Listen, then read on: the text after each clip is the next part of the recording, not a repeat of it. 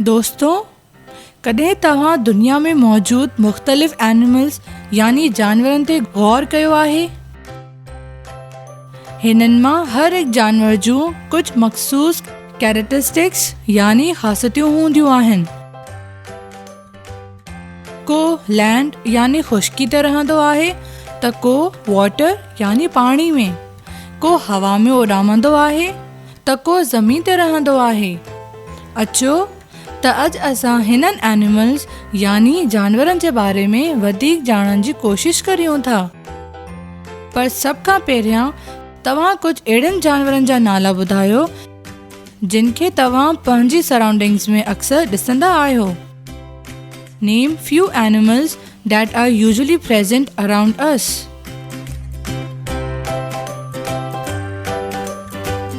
जी हाँ, पैरट्स यानी तोता, गोट्स एंड शीप यानी बकरियूं ऐं रेडूं, काउस एंड बफलोस यानी गऊं ऐं मेंहियूं, कैमल यानी ऊठ, हॉर्सेस यानी घोड़ा, पिजन्स यानी कबूतर, कैट्स एंड डॉग्स बिल्लियूं ऐं कुत्ता।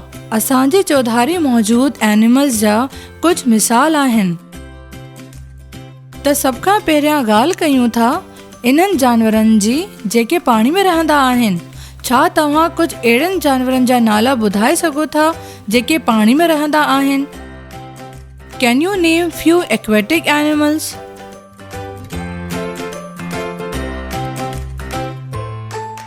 Fish, jellyfish, shark, dolphin, whale, हे सभई पाणी में रहंदड़ एनिमल्स यानी आबी या एक्वेटिक एनिमल्स आहिनि।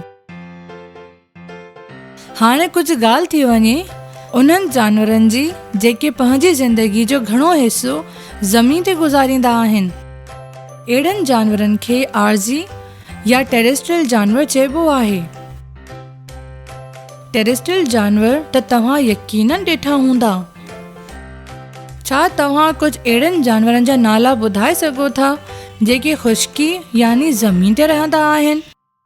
Can you name few animals that live on land?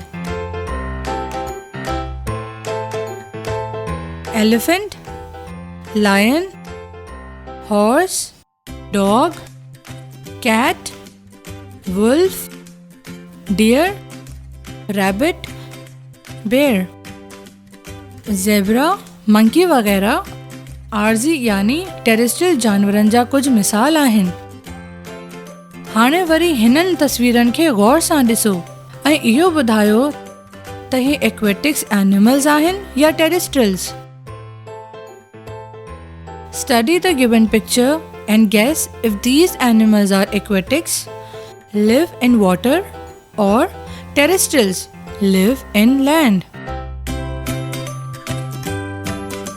त दोस्तों, पोइ छा सोचियो तव्हां? हिननि जानवरनि जी हिकु कॉमन ॻाल्हि इहा आहे त हे पाणी ऐं खुश्की ॿिन्ही ते रहंदा आहिनि। अहिड़नि जानवरनि खे एम्फीबियंस चयो वेंदो आहे।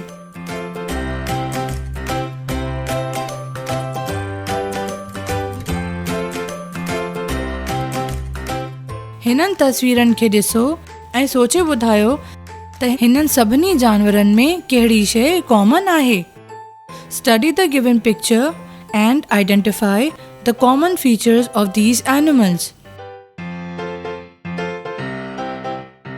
जी हाँ, हे सभई जानवर उॾण यानी फ्लाई करण जी सलाहियत रखंदा आहिनि। एनिमल्स जी तरह इन्हनि जी रहण जी जॻह यानी घर बि केतिरनि क़िस्मनि जा हूंदा आहिनि। दोस्तों, तव्हां कैट यानी बिल्ली जा बच्चा त ज़रूरु ॾिठा हूंदा। हिननि खे किटन्स चइबो आहे, जॾहिं लायन जे बेबीज़ खे कप्स चवंदा आहिनि। हाणे तव्हां हिन तस्वीरनि खे गौर सां ॾिसो ऐं हिननि जानवरनि जा यंग वंस यानी बच्चनि जा नाला ॿुधायो। Look at the given pictures of the animals and name their young ones. Chicken, camel, deer, duck, dog. खबर ना आहे का ॻाल्हि ना आहे। दोस्तों, याद रखो चिकन जा यंग वंस चिक्स, कैमल जो काव्स, डेयर जा फॉन्स,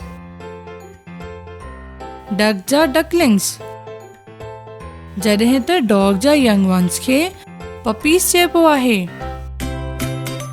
अॼु असां मुख़्तलिफ़ क़िस्मनि जे जानवरनि जे बारे में कुझु इंट्रस्टिंग फैक्ट्स मालूम कया।